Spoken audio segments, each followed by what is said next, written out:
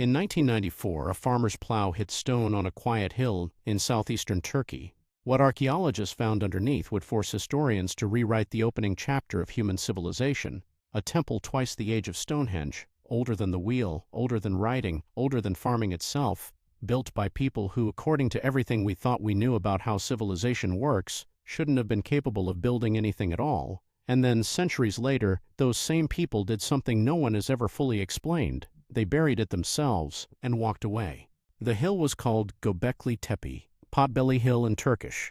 American and Turkish researchers had actually surveyed it back in the 1960s, noted the broken limestone slabs scattered across the surface, and dismissed the site as an abandoned medieval cemetery. Nothing to see here. Then, in 1994, German archaeologist Klaus Schmidt arrived, looked at the same fragments everyone else had walked past for 30 years, and immediately knew they were wrong. He recognized the stone. He'd seen carved limestone like it before, at a much older site hundreds of kilometers away. Within a single afternoon of digging, his team confirmed it. What he uncovered over the following 2 decades were T-shaped limestone pillars, some standing over 5 meters tall and weighing more than 10 tons apiece, arranged in massive stone circles, usually 2 enormous central pillars surrounded by a ring of smaller ones, all facing inward.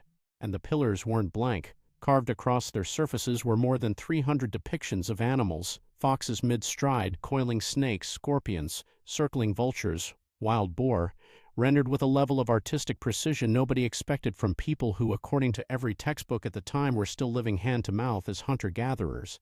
And look closer at the 2 largest pillars at the center of each ring, and the T-shape stops looking like architecture and starts looking like something else. Long carved arms run down the sides, bending at the elbow. Hands, fingers included, meet at the front where a belt and a loincloth are carved into the stone. These weren't just structural supports holding up a roof. Many archaeologists now believe they're stylized depictions of beings, ancestors, spirits, or gods, standing in a circle watching over whatever ritual took place at the center. When the radiocarbon dates came back, the room went quiet. 9,500 BCE, roughly 11,500 years old. That makes Göbekli Tepe older than Stonehenge by about 6,000 years, and older than the Great Pyramid of Giza by more than 7,000. But the real problem wasn't just the age, it was who supposedly built it. At that point in history, agriculture didn't exist yet. Pottery didn't exist, writing didn't exist, the wheel didn't exist, metal tools didn't exist. Every one of these pillars was shaped using nothing but stone hammers and flint blades. These were hunter-gatherers, small mobile bands who, according to the archaeology of the time, had neither the population density nor the social organization needed to plan, quarry, haul, and erect 10-ton monuments. Some of these limestone blocks were cut from a quarry hundreds of meters away and moved without wheels, without draft animals, and without metal tools of any kind. Whoever did this had to convince, feed, and organize a workforce large enough to move mountains of stone, with none of the tools we assumed a society needed before it could attempt something like this. For over a century, the standard theory of civilization went like this. Humans settled down, started farming, produced a food surplus, and only once they had that surplus, once they had free time and stable communities, did they start building temples and inventing religion and organized belief. Farming first, belief second. It even had a name, the Neolithic Revolution, first formalized by the archaeologist V. Gordon Cheld back in the 1920s. Every anthropology textbook since has taught some version of this sequence: economics first, culture second. It was a tidy, logical story, and it made intuitive sense. You don't build monuments when you're starving. And Göbekli Tepe was built at least 1,000 years before anyone in the region planted a single crop. Here's the theory that's replaced it.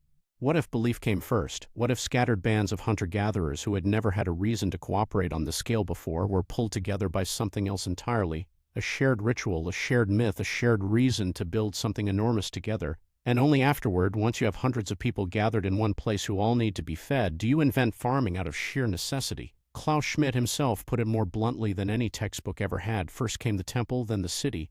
And there's a strange, specific coincidence that makes this theory even harder to dismiss. Genetic studies on modern domesticated wheat have traced its wild ancestor to a very particular strain of einkorn grass, one that grows on the slopes of Mount Karakadag, less than 30 kilometers from Göbekli Tepe. The place where humans may have first started farming sits almost next door to the place where it seems they may have first started gathering for something other than food. Think about what that actually implies. It suggests farming wasn't some brilliant invention that a lone genius stumbled onto out of curiosity. It suggests it was closer to an emergency solution. a desperate fix for the sudden, very human problem of how do you feed several hundred people who've all shown up to build something together and have no intention of leaving anytime soon. But here's the part that still doesn't have an answer. Sometime around 8000 BCE, after centuries of construction, the people who built Göbekli Tepe did something almost incomprehensible. They buried it, deliberately, intentionally. They filled the entire complex with soil and rubble, by hand, until it disappeared completely beneath the hill. Nobody knows why. Was it fear? Was it a promise fulfilled? Was it a ritual closing of something sacred? Whatever the reason, that act of burial is the only reason this site survived 11,000 years intact enough for us to find it at all. Ironically, the same act that hid Göbekli Tepe from history is the reason history got to meet it at all. If they'd simply abandoned the site to wind and rain, the pillars would likely have eroded to nothing over 11 millennia. Instead, someone chose to bury their own temple with their own hands, and in doing so sealed a message in a bottle that wouldn't be opened for 11,000 years. Some researchers have floated the idea that each ring wasn't meant to last forever at all, that these people built, used, and deliberately retired their monuments on some kind of generational cycle, closing one chapter before opening the next nearby. If that's true, the burial wasn't an ending. It might have been closer to a ritual, something this community did on purpose, again and again, long before anyone thought to write any of it down. And this is where it gets even stranger. Ground-penetrating radar and geomagnetic surveys across the hill suggest that what's been excavated so far is less than 5% of the entire site. There are more stone circles down there, mapped but completely untouched, still sealed under the same soil that protected them for 11,000 years. Klaus Schmidt spent nearly 20 years of his life on this hill, and he never lived to see most of it uncovered. He died suddenly in 2014, with the vast majority of Göbekli Tepe still buried exactly where its builders left it. And the surrounding region hasn't stayed quiet either. Archaeologists have since identified a cluster of similar sites scattered across the same part of Turkey, some of which may turn out to be just as old or older. Göbekli Tepe, it turns out, might not even be the first chapter. It might just be the first page we happen to find. Every one of those unopened rings is sitting under a few meters of soil right now, exactly as it's been for thousands of years, waiting for someone to pick up a trowel and start again. The team currently excavating it likes to say the same thing Schmidt used to say: they aren't racing to finish. They're deliberately going slow because whatever else is down there has already waited 11,000 years. It can wait a little longer to be uncovered properly. Somewhere beneath that hill in Turkey, a person who left no name, no language we can read, and no story we were ever meant to hear, spent their life hauling 10-ton stones into place for a reason we still don't fully understand. They organized, they carved, and then, deliberately, they buried their own life's work under the earth and walked away. They had no way of knowing that 11,000 years later, a farmer's plow would find the very top of a pillar they buried, and an entire species would have to sit down and reconsider everything it thought it knew about its own beginning. History doesn't disappear, we just haven't finished listening yet. If you want to keep digging into the stories history left buried, subscribe to Witness to Time. Next time we're heading beneath the waves to trace a mystery that's been sitting on the ocean floor for 3,000 years.